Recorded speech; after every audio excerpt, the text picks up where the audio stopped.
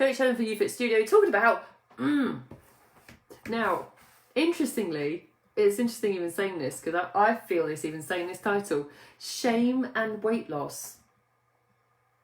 Shame and weight loss. So the shame that we feel around weight loss and the shame that can come with it. So where this comes from, it's come from conversations I've had with clients, yes, not necessarily of late, however it's come off regularly enough, and I think a client said to me a few weeks ago that kind of triggered it in my head again. I thought, right, I'm gonna talk about this one again, because it's not like it's going anywhere. It still exists, and it's partly to do, and some clients will when I say this name, some clients will go, yay, Brené Brown. It's a bit of a Brené Brown kind of offshot as well, because she's also, although she's talked about many great things, she's also talked about shame and body image. And I was actually reading something that she'd written, because she writes things, where she said this, who said, it'd be easy for you to raise your hand to say if you'd like to lose weight. My question is, would you raise your hand if you felt ashamed of your weight, right? And I think we've all been in that situation where if you've been in the office or at work, it's quite a common and accepted conversational topic to say about losing weight. It's kind of like accepted. People like to share the way that they've lost weight, or if they've seen something that works, or they perceive really works, or they like to say like, I lost a stone in a day, right? In that accent, clearly. However, not many women, I'm going to say women, although men as well, I'm going to correct myself, I have worked with men as well who eventually talks about this. Not many women talk about how ashamed they feel of their weight, or how ashamed they can be by it, and why. It's having been like, I think all of you know, actually, let's check who's watching. Yeah, all of you know, I've been overweight and experienced this to some degree. It's almost like it's a flaw to some degree to be overweight. So there's an attachment of shame to being overweight, that there's somehow a flaw in your, I'm going to say your personality, however, it's assumed culturally or from society that to be better as a person is to weigh less, right? So in my head, saying that automatically, right, without even me thinking about it, I'm seeing Instagram, right? I'm not seeing anything in particular or any particular person in particular. I'm seeing what I think most of us have probably seen or have experienced and seen, which is people are living their best life. I mean, laughing, I say, living the best life, and they generally are portraying an image, a physical image, where they are weighing less, and that somehow it's then automatically by us, not by that person, it seems to be, interestingly, processed as automatically that person is better than me, that I have got a flaw, there's something wrong with me because I'm overweight and I'm ashamed of that, and it's not, I wouldn't wear that, for example, I wouldn't take a picture of that, of the same outfit and wear it, and I wish I could wear it, I just can't because I'm not as good as that person, for example. There's a loop, and that's the loop, right? There's a loop around weight loss and shame. It's a continual kind of back and forth between, I'm not good enough unless I weigh less, I'm ashamed of my weight, and therefore that doesn't make me as good a person, and what that does, unfortunately, or what it does, and I've seen it again and again, is that we then, the attachment of shame attaches an emotion, right? Because it does. If I put myself back in how I used to feel about my body when I was overweight, I was ashamed. I was ashamed of where I'd allowed myself to get to, and I didn't like talking about it. In fact, I wouldn't talk about it. I never talked about it.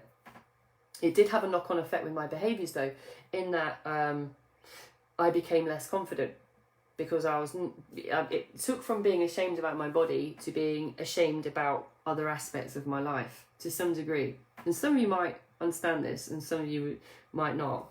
But it also kind of bled into what I was doing for work. So I was kind of always sitting in the background a lot. Wasn't pushing myself to become better at my job. I was just doing it like to just pay the bills, right? Essentially, some call centre, paying bills, right? With the epitome, no offense to me, working in a call centre. However, it's an entrance job that didn't require me to become visible in any way, physically visible, because it started to tie in with my behaviours around myself. So without realising over a period of time, my shame of being overweight or feeling like I'd let go of myself physically, then started to come out my behaviours in other aspects of my life, like not even drive. I didn't drive. Some of you know when you first met me. Actually, I don't know. Actually, it's been a while. When I first became a client, I didn't even drive a car. I lacked confidence enough to even drive a car anywhere, right? And it still comes into those behaviours. And what happened with me, what happens to other clients as well, is that feeling of shame, actually, it kind of turns in on itself and becomes a behaviour with eating or overeating, right? Something that I've seen and experienced over and over and time again is that from an outside perspective, if somebody hasn't experienced this, they may judge this and say, well, just actually, just do something about it. Why don't you do something about it? If you know there's something wrong, why don't you do something about it? I think when you're in it, and when I observe all clients, male and female, in that place, it isn't actually as straightforward as that. Or else they wouldn't be working with me, actually. If it was as easy as just saying, well, just stop it. Actually, the overeating and the food comforting manages the pain and the shame element of what they're feeling. And I'm just about to wrestle a cat off screen. Been good all day. RSPCA. That will only make him want to come back even more now he's realised. I thought if we just push him out of the way by his face, but that moment's obvious. So just wrestled him. It's been a while. Right. Where was I? Oh yeah, shame. So, I've shamed myself and let the cats in. So, comfort eating, actually, and overeating manages the pain and shame kind of quandary that somebody's in. And because someone hasn't got to that point overnight, it also doesn't vanish overnight. So it's not as straightforward as saying, okay, we'll just stop it. Or when you go to the gym or something like that, it doesn't quite work like that. The thing is about the feelings and emotions that we often think, like the Instagram reality is very black and white, and that is just a snap out of it thing. And often, and I've talked about some elements of this before, okay, and it's kind of a combination of things, because this isn't, as I said, something that can be resolved overnight. While you become ashamed of your body and to some degree who you are as a person as well, that will only ever feed into, no pun intended, feed into your behaviours and exacerbate, big word, exacerbate the turning to the elements of food and or alcohol, mainly food though, that doesn't judge or shame you or anything else. It's just there to make you feel better for a temporary period of time. So the first thing to do is, and I know it's one of my catchphrases, however, if you are still over consuming somewhere else and overeating, it's not the case of saying, well, stop eating somewhere else. It's actually, it goes back to one of the principles I talk about, which is eating the rainbow. It's about nutritionally balancing somewhere else. If you are soothing yourself with overeating to mask your shame and your pain around your body, then somewhere else there needs to be a nutritional balance, even if it's small. And to eat the rainbow will start to bring that back into your plate if you've never done it before, is a fantastic choice, because actually small minor changes like that, when you work with clients for a long time, it's the psychology behind it. It's fascinating because they know that somewhere else during the day they're making different choices, that the soothing element might be going on somewhere else, and I won't necessarily touch that. In fact, I'll just allow them to continue, as crazy as that might sound, because actually at least they can get to understand their own behaviours and thoughts and emotions more. However, if you can balance it somewhere else and say, well, actually in these periods of time that I have that choice, I'm going to be eating more nutritional food, even if it's small, because the feedback of that is someone's mood actually slightly changes, shift. It's fascinating to watch. Over time, it's a very, very, very, very gradual thing. And I'm talking like probably 6-8 months. You ask them to do one simple thing like that, and it's amazing how they'll come back and start to say, because it's a slow like trigger of habitually I'm doing something good for myself, that I'm feeding my health, even though I still know some of the other behaviours are happening. The other thing, and I've talked about this before, and this really works if you are somebody who knows that this is running around in the background, and again, we don't often say, yeah, I'm ashamed, right? We'll say I want to lose weight, but we won't say I am ashamed. Now, why is that? Because we keep it all internal, because of that element of that I just don't want to say it in public. So the thing is to tackle your language. If you know that, you either externally or internally say things like, I've done some of these quotes, this is kind of things I've heard. I'll never like my body. Or what else have I heard? My body will never be good enough. Or I'll never look like them. Or I've never had those kind of criticisms. It's like highlighting the shame voice inside your head. And some of the things that I ask clients to flip is to say things like, my body is capable of change. It is true. Become aware of your own language, because saying things like I'll never change, or I'll never get there, I'll never be that size, I'll never achieve it, what you're doing subconsciously is reaffirming the shame, that you're not capable of coming out of it or changing it, so you're also accepting it. And actually your own language is the biggest, powerfulest tool you'll ever have. I could give you, I swear to God, I genuinely believe this, I could give you the most banging workout in the world. I could give you a food plan. There was pucker, right, that had all the taste sensation in the world. If somebody's language or mindset, or the way they, well, not even mindset, the language element, if someone's language and how they speak to themselves or how they speak to others even about their own body is showing some of these behaviours, none of that is going to help that person change. It was hands down.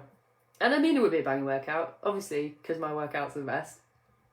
Come to my boot camp, people, if you can dare, because I got told I was the best. I mean, I know it's to my face, however, I'll accept it. If I repeatedly give someone a banging workout every single session, and I'm literally handing them the food, like in New Fit Village 2.0, here's your food.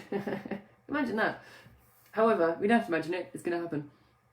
However, if someone's negative language to themselves is still at a certain level, none of that is going to give them the impact they're looking for.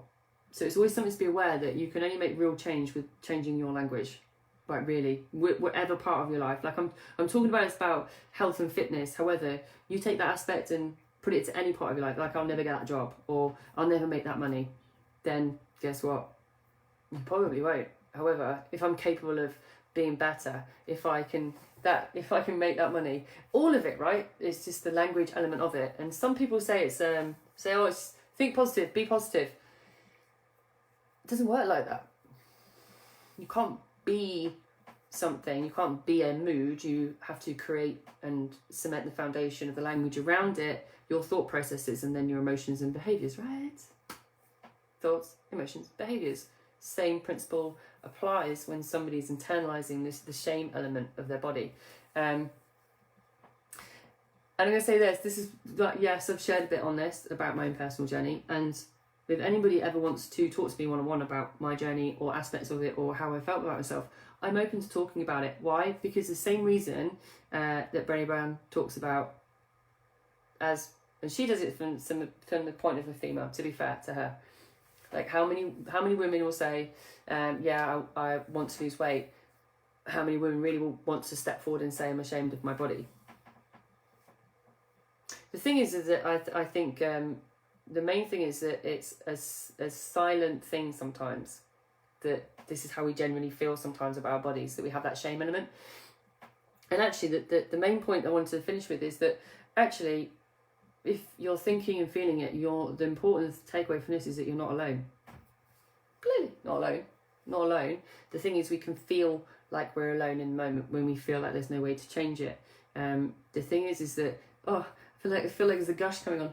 I'll put it as a point, is that you actually, that one of the most successful things you can do is find a tribe that accepts and understands that is how you feel. And we talked about tribes some point during lockdown, God knows, episode 150 million into. However, the tribe mentality is actually finding like-minded people where you are part of their thought process and belief system. And this aspect of it is one of the reasons why UFIT is currently different, I think. As a client, I found that different, that I could talk to like-minded people who felt the same about themselves.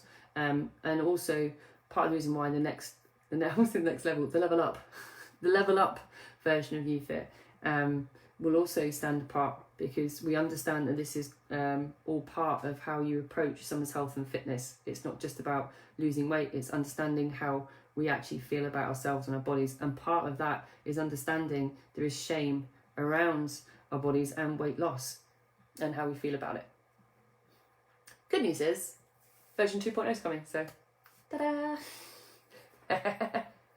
Oh dear. Can't wait. Any names on a postcard. We did start the live talking about that, so I'm not sure what MK2 means still, Kate, but we need some clarification on what MK2 stands for. Acronyms are welcome, obviously. Sam's Bubba Part 2 is also a suggestion from me. Sam's second Bubba. Or should we say third? You'd probably say second, knowing him. Recap. Right. So I mentioned Brené Brown at the top because, again, let's go through it because it was brilliant when I read it. She says, how many of us are very comfortable to say, as women, that was her quote, you raise your hand and say, I want to lose weight. If you ask the same group of women, how many would actually put their hand up and say, I'm ashamed of my body? Not as many, right? Because it has a different context, it's a different emotional attachment. And I've commented, and it's a society thing, that to be overweight is somehow deemed as a flaw, I think. And to be a better person is to weigh less. I'm still skimming through Instagram in my head when I say that. Still got it there, like, going through. However, it's that loop. It's that if I'm a better person, I will weigh less. I'm overweight, therefore I'm not good enough. I have a shame around myself. And that leads into different behaviours, right? Emotions and behaviours. So that leads into then the comfort eating or overeating to mask or hide the pain or the shame around someone's body. So it has the adverse response. It doesn't force someone into acting. If anything, it internalises a lot of their behaviours. I talked about some strategies. So I talked about looking at small ways to change your nutrition elsewhere, accepting those behaviours are there, while you then tackle the big stuff and the money stuff, which is the language element of it, right? Because your language is your major tool to change, right? Hands down, biggest tool to change. And then finally I said, at the end of the day, find a community or a tribe, like us, who understands this, right? For whatever reason, either because they've been through it themselves, or because they understand and work with enough clients that have also experienced this to have enough of that to be able to help you along your journey and help you understand, like I said, that you're not alone. Just because nobody's raising their hand either to say they're ashamed doesn't mean that they are not. They're just not voicing it. And actually being in a community or tribe that not only allows that, welcomes that, encourages that, and accepts that's one of the big things in some people's journeys to move forward. Major change. Yay. Right. Oh, not bad time. Not bad things I talked about UFIT Village for 5 minutes. Tomorrow, a bit more psychology on food. I quite like this one as well. Eating like your gender. Join me for that one. That's at 5 o'clock tomorrow. I keep clicking my fingers. 5 o'clock tomorrow. I didn't know the sun's gone. But if you are out there enjoying it, enjoy. And I will catch you tomorrow.